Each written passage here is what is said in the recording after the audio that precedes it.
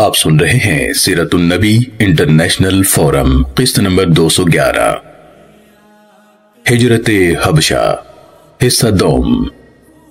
مزید آگے بڑھنے سے قبل سیرت النبی انٹرنیشنل فورم کے چینل کو سبسکرائب کر لیجئے اور بیل کے بٹن کو دبا دیجئے تاکہ آپ کو آنے والی ہماری ہر نئی ویڈیو کی بر وقت اطلاع مل سکے۔ حبشہ کی طرف پہلی ہجرت، دوسرا حصہ۔ ہجرت حضرت ابو بکر صدیق رضی اللہ تعالیٰ عنہ۔ جب اہل مکہ کو معلوم ہوا کہ اہل اسلام کا ایک قافلہ ہجرت کر کے حبشہ روانہ ہو گیا ہے تو ان کے غیظ و غضب کی کوئی حد نہ رہی۔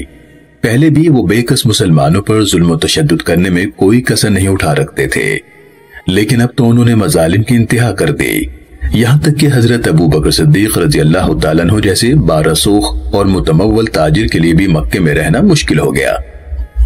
آپ بھی مجبور ہو گئے کہ اس بستی سے نقل مکانی کر جائیں جس بستی کے رہنے والے ظلم ڈھانے میں درندوں کو بھی مات کر گئے ہیں۔ چنانچہ ایک روز آپ بھی حبشہ جانے کے لیے مکہ سے روانہ ہو گئے۔ جب آپ برق الغماد کی بستی میں پہنچے جو مکے سے 5 دن کی مسافت پر ہے تو آپ کی ملاقات ابن الدغینہ سے ہوئی۔ یہ قبیلہ قارہ کا سردار تھا۔ بنو قارہ بنو زہرہ قبیلے کے حلیف تھے۔ ابن الدغینہ نے پوچھا کہ اے ابو بکر، آپ کدھر جا رہے ہیں؟ آپ نے جواب دیا کہ میری قوم نے مجھے مکے سے نکال دیا ہے، میں اب زمین میں سیر و سیاحت کیا کروں گا اور اپنے رب کی عبادت کروں گا۔ اس نے کہا مثلک یا ابا بکر لا یخرج لا یخرج، اے ابو بکر تیرے جیسے آدمی کو نہیں نکالا جانا چاہیے، نہیں نکالا جانا چاہیے۔ پھر آپ رضی اللہ تعالیٰ عنہ کے خصال حمیدہ کا ذکر کرتے ہوئے ابن الداغینہ نے کہا اے ابو بکر، آپ تو مفلس اور نادار کے لیے مال کماتے ہیں، صلہ رحمی کرتے ہیں، لوگوں کا بوجھ اٹھاتے ہیں، مہمان نوازی کرتے ہیں، اور جو لوگ کسی مصیبت میں مبتلا ہو جائیں آپ ان کی مدد کرتے ہیں۔ میں آپ کو پناہ دیتا ہوں، آپ اپنے شہر میں لوٹ جائیے اور آزادی سے اپنے رب کریم کی عبادت کیجیے۔ چنانچہ ابن الداغینہ آپ کو ہمراہ لے کر مکے آیا، تمام مکے کے سرداروں کے پاس گیا اور انہیں کہا کہ ابو بکر جیسی ہستی کو جو اخلاق حمیدہ اور صفات عالیہ سے متصف ہے اپنے شہر سے نکالنا بڑی زیادتی ہے۔ میں نے انہیں پناہ دے دی ہے، اب کوئی شخص ان کو اذیت پہنچانے کی جرات نہ کرے۔ سب نے اس کی پناہ کو تسلیم کر لیا اور وعدہ کیا کہ آئندہ وہ حضرت ابو بکر صدیق رضی اللہ تعالیٰ عنہ کو تکلیف نہیں پہنچائیں گے، لیکن اس کے لیے ایک شرط عائد کی کہ وہ حضرت ابو بکر صدیق رضی اللہ تعالیٰ عنہ کو کہے کہ وہ اپنے گھر کے اندر عبادت کیا کریں، جتنا چاہے قرآن پڑھیں، جیسا چاہے نماز ادا کریں، لیکن یہ سب کچھ اپنے گھر کی 4 دیواری میں کریں، بلند آواز سے تلاوت نہ کریں۔ اس طرح ہمیں خطرہ ہے کہ ہماری عورتیں اور بچے کسی فتنے میں مبتلا نہ ہو جائیں۔ جناب صدیق اکبر رضی اللہ تعالیٰ عنہ پرامن زندگی بسر کرنے لگے۔ کچھ عرصے تک ایسا ہی کرتے رہے، پھر اپنے گھر کے صحن میں ایک چھوٹی سی مسجد بنائی جس میں نماز ادا کرتے اور قرآن کریم کی تلاوت فرماتے۔ آپ بڑے خوش آواز تھے، آپ کی تلاوت سننے کے لیے عورتوں اور مردوں کا جمع غفیر اکٹھا ہو جاتا۔ حضرت صدیق اکبر رضی اللہ تعالیٰ عنہ جب عبادت کرتے تو آپ کو کثرت سے رونا آتا۔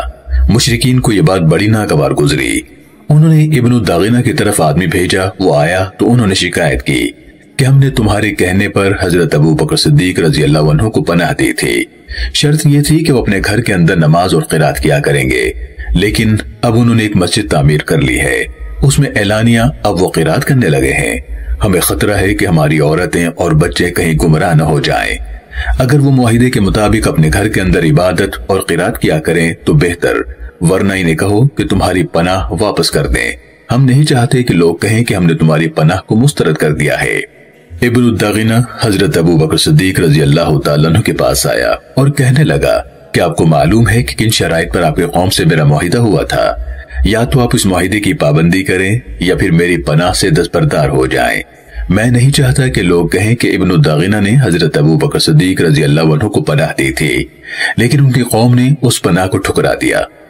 جناب صدیق اکبر رضی اللہ تعالیٰ عنہ نے مومنانہ جرأت سے اسے جواب دیا، فرمایا فَإِنِّي أَرُدُّ عَلَيْكَ جَوَارَكَ وَأَرْضَى بِجَوَارِ اللَّهِ تَعَالَى، میں تیری پناہ تجھے لوٹا دیتا ہوں، میرے لیے میرے اللہ کی پناہ کافی ہے۔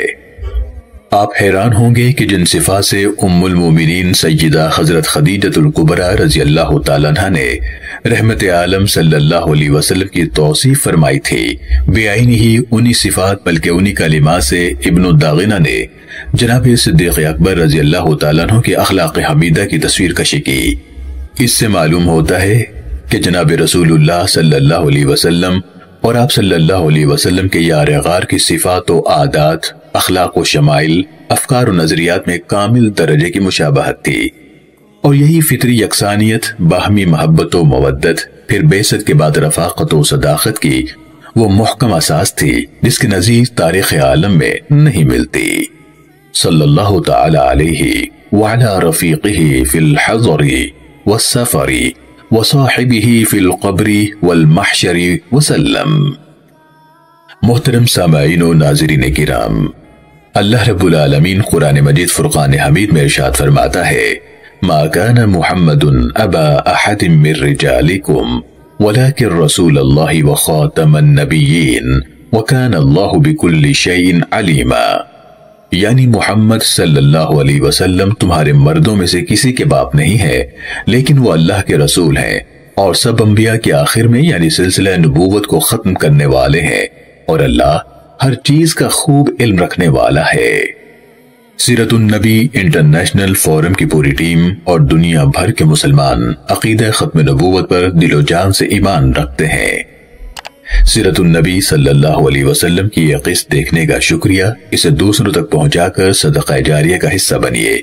ہم کسی بھی قسم کی غلطی کے لیے معذرت خواہ ہیں اور معتبر دلیل کی بنیاد پر اصلاح کے لیے شکر گزار ہے، جبکہ آپ کی پرخلوص دعاؤں کے طلبکار ہے۔ جزاکم اللہ خیرا کثیرا۔ آگے کیا ہوا یہ جاننے کے لیے جڑے رہیے سیرت النبی انٹرنیشنل فورم کے ساتھ۔